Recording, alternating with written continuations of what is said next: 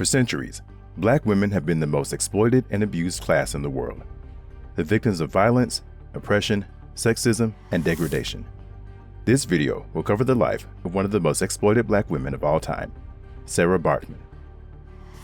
Stick around to the end. You won't believe the horrors she experienced.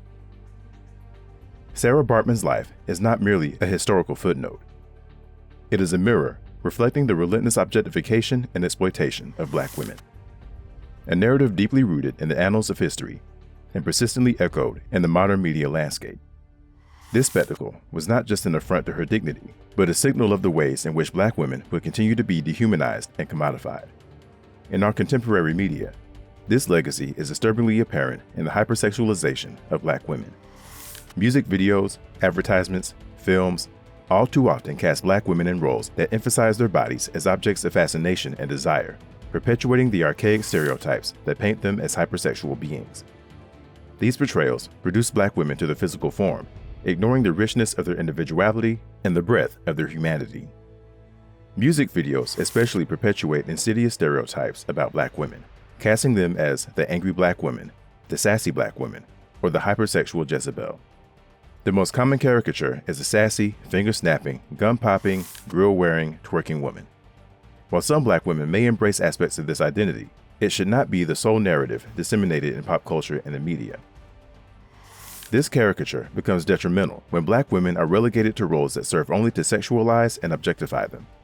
The media's relentless focus on the physicality of Black women serves to uphold a gaze that dehumanizes and objectifies. Black women are frequently depicted as mere background adornments, their bodies exaggerated and fetishized to amplify the sexual allure of the central performer.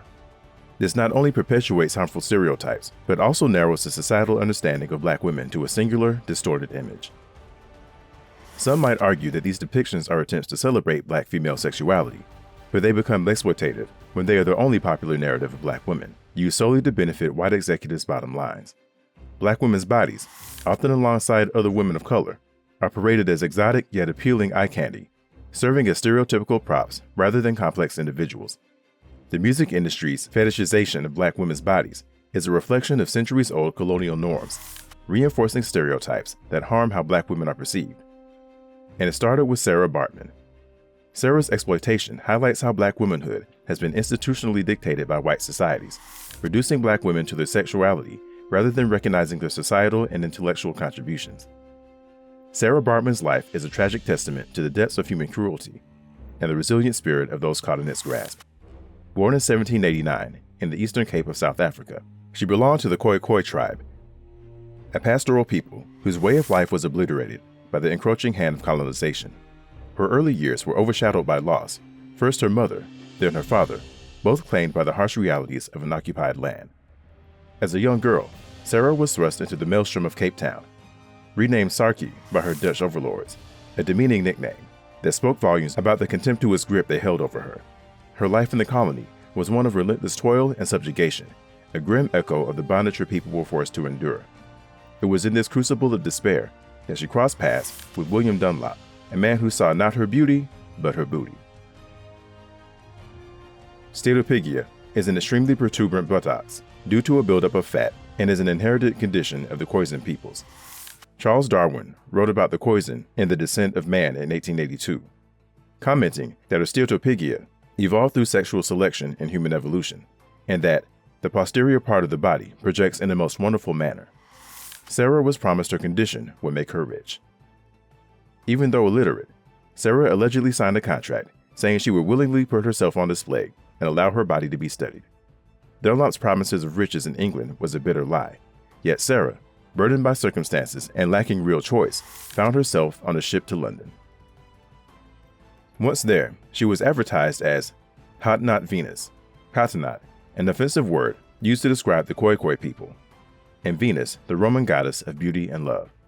There, she became a tragic attraction in Piccadilly Circus, displayed like an exotic beast, her dignity stripped away for the amusement of the curious and the cruel. For a paltry fee, the public could gaze upon her, poke at her with sticks, and marvel at what they could not or would not understand. Englishmen and women paid to see Sara's half-naked body, displayed in a cage that was about 5 feet tall. Baartman never allowed herself to be exhibited nude, and witnesses of her appearance makes it clear that she was wearing a garment, albeit a tight-fitting one, along with gold jewelry. Sara offered herself on stage and was made available to richer clientele for private performances, where they could touch and dance with her. The abolitionists, righteous in their indignation, sought justice for Sara when they brought charges against her handler, William Dunlop. But the courtroom offered no sanctuary.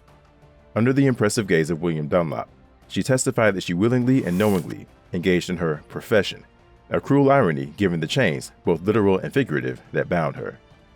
The court dismissed the case, and the men who profited from her misery walked free. In 1814, she moved to Paris after being sold to different handlers.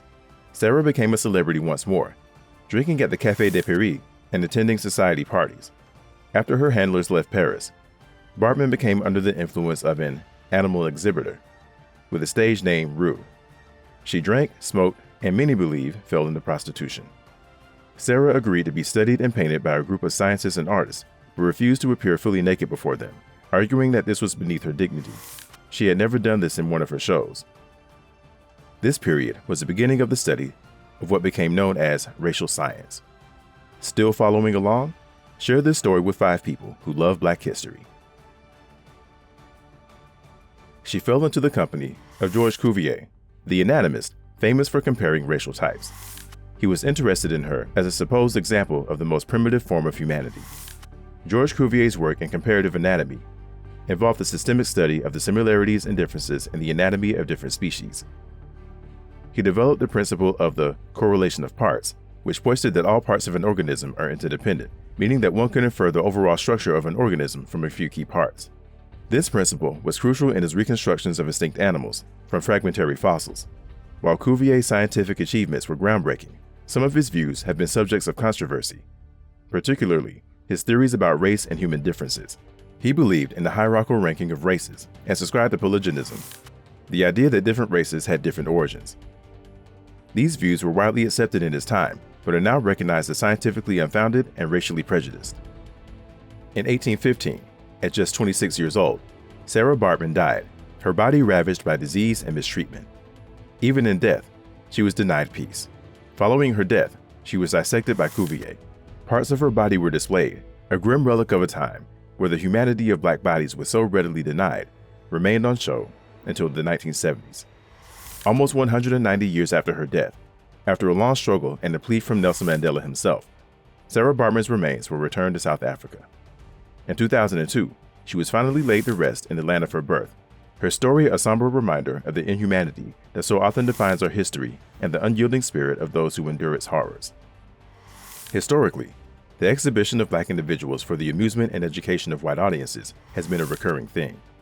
These exhibitions were deeply rooted in colonial and racial ideologies that sought to justify the subjugation and exploitation of non-European peoples. They were presented as curiosities, their humanity obscured by a lens that saw them only as exotic specimens. One of the most egregious examples of this practice was in the case of Oda Benga. Brought to the United States in the early 20th century, Benga, a Congolese pygmy, was exhibited at the 1904 St. Louis World's Fair and later at the Bronx Zoo, where he was displayed in the Monkey House. This treatment sparked outrage among some civil rights activists, but also reflected a broader trend of viewing Africans as curiosities rather than human beings. The practice of displaying Africans in human zoos was popular in Europe and America during the 19th and early 20th centuries. These ethnographic exhibitions showcased people from Africa, Asia, and the Americas in recreated villages or enclosures, purportedly to illustrate the perceived primitive nature of non-European cultures. These exhibitions were not merely entertainment, they were also tools of propaganda, reinforcing colonial ideologies of racial hierarchy and European superiority. In the 1930s, 2 Bushmen, named Jumanda and Mukanda, were displayed in the Paris Colonial Exposition. They were presented as living exhibits of primitive African life, reinforcing the colonial ideologies that justified the exploitation and domination of African peoples. Even into the mid-20th century, Africans and other non-European peoples were displayed in circuses and freak shows, often marked with sensational and demeaning names that highlighted physical traits deemed unusual or exotic by Western audiences. These historical examples underscore a pervasive and institutionalized racism that sought to dehumanize and objectify Africans. The exploitation of individuals like Sara Baartman and others was not only a personal tragedy, but a societal indictment, revealing how deeply entrenched racist ideologies were and, in many cases, continue to be. The story of Sara Baartman and the continued portrayal of Black women in today's media reveal a broader and more insidious societal malady, the enduring devaluation of Black women's humanity. These portrayals shape public perception, confining Black women to the realms of the exotic and the sensual, while erasing their intellectual contributions enriched in their lives. This focus on their physicality over their personhood perpetuates the cycle of marginalization and disrespect. Sara Baartman's life, then, is a potent symbol of the ongoing struggle against the legacy of racism and sexism that continues to shape the representation of Black women. Her exploitation serves as a stark reminder of how historical injustices inform present-day stereotypes and biases, and it underscores the urgent need for media representations that honor the complexity and humanity of Black women. Her story is a call to reckon with the past, to challenge the present, and to envision a future where Black people, especially Black women, are seen and valued in their full, rich, and authentic selves.